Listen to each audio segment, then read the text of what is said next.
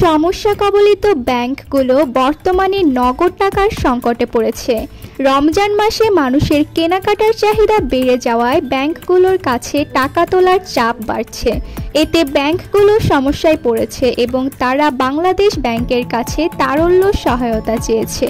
একসময় দেশের ব্যাংকিং খাতে ব্যাপক লুটপাট হয়েছে।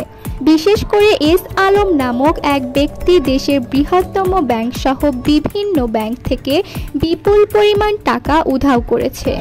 এসব ব্যাংক থেকে লাখ লাখ কোটি টাকা বের হয়ে গেছে, যা এখনও ফেরত আসেনি। কারণ বোর্ডে যেহেতু সব এস আলমের লোকজন, সুতরাং ও বোর্ডে থেকে পাশ করে বৈধভাবে নিয়ে গেছে, দেখাবে আমি বোর্ডে পাশ করেছি, কারণ বোর্ডের ওই মেম্বারগুলো সব ওরই লোক। বর্তমান পরিস্থিতিতে বাংলাদেশ ব্যাংক ওই ক্ষতিগ্রস্ত ব্যাংকগুলোর পুনর্গঠন শুরু করেছে এবং কয়েকটি ব্যাংক এর মধ্যে ঘুরে দাঁড়িয়েছে। তবে কিছু ব্যাংক এখনও গভীর সমস্যায় রয়েছে। তারা গ্রাহকদের আমানত টাকা ফেরত দিতে পারছে না।